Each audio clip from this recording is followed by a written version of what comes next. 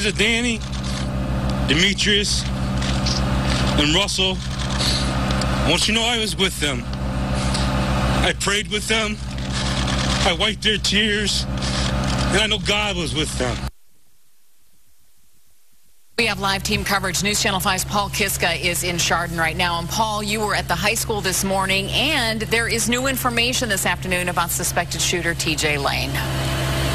That's right, Lee. At this news conference that wrapped up a short time ago, Geauga County Prosecutor David Joy said that 17-year-old Thomas Lane was charged with numerous counts in juvenile court at 3:40 this afternoon. Counts including 3 charges of aggravated murder, 1 count of attempted aggravated murder. And as you said, this is just part of what's been another long and emotional day in Chardon as the students made their way back to school today with parents at their side.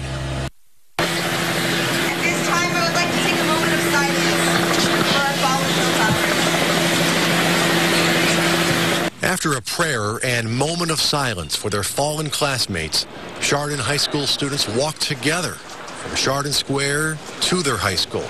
A lot of hugs, support, and encouragement all along the way. It was emotional, but it was also really healing because we all joined together and we all held hands and people clapped us in and it made us feel safe again. Chardon High School students like Brittany Wilson had their parents right at their side. It was easier. It was definitely easier. Normally I don't hold my dad's hand when I'm in public, but I wouldn't let go of his hand today.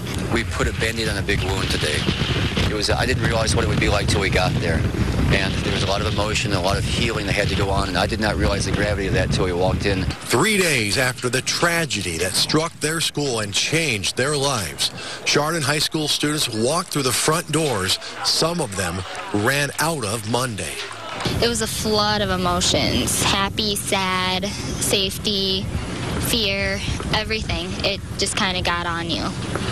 You couldn't shake it for a while. Hardest part was going through like my first period English class. That's where I heard everything, and then going into the cafeteria, it's just like, I mean, I probably should have gone one more time because I can't, like, it's just overwhelming. Now, at this news briefing that wrapped up about a half an hour ago, Chief McKenna, the Chardon police chief, said that there will be a heavy police presence here at the school tomorrow morning when the students head back to school for their first full school day without their parents. He said the sheriff will be here, the police chief will be here, and they now expect to keep police presence in these schools perhaps till the end of the school year. Live from Chardon High School tonight, Paul Kiska, News Channel 5. And as students and parents returned to the school, the families of the victims shared their memories and told us much more about the children they've lost. From tearful remembrances of that fateful day to sweet and funny tales any parent can relate to.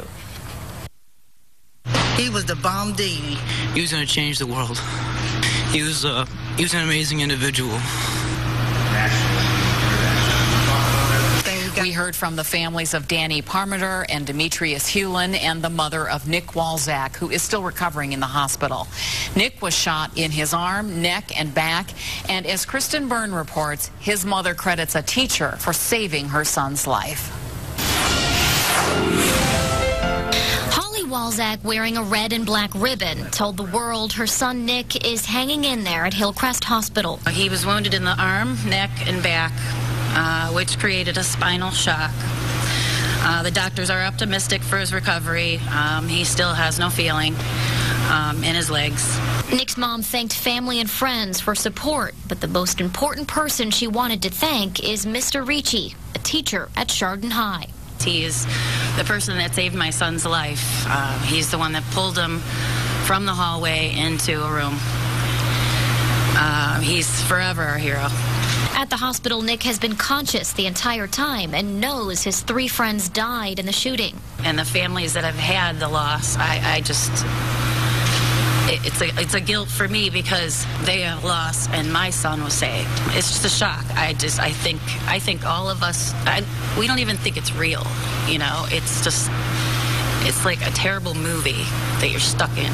Nick's brother Josh said Nick can recall some of what happened Monday. One of the first things he did mention was Mr. Ricci pulling him in.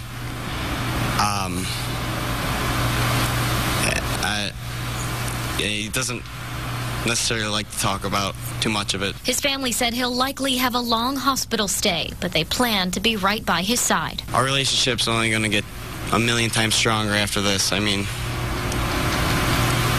I'm definitely going to be with him every step of the way now from here on out. Kristen Byrne, News Channel 5. Funeral arrangements are set for both Danny Parmertor and Demetrius HEWLIN. Calling hours for Daniel Parmertor are tomorrow from noon until 8 at the Bonreal Funeral Home, and his funeral is Saturday at 10 at St. Mary's Church. Visitation for Demetrius HEWLIN is Monday from 3 to 7 at the Burr Funeral Home on South Street in Chardon, and his funeral is Tuesday at 10 in the morning, also at St. Mary's Church in Chardon. Arrangements for Russell King have not yet been announced. And as we mentioned, new developments this afternoon in the case against the suspected gunman in the Chardon school shooting. Prosecutors charged 17-year-old TJ Lane with 3 juvenile counts of aggravated murder. Lane also faces 2 counts of attempted aggravated murder and 1 count of felonious assault. Juvenile counts would mean a few years in detention if Lane is convicted. The prosecutor has said he plans to try Lane as an adult. Lane is due back in court next Tuesday.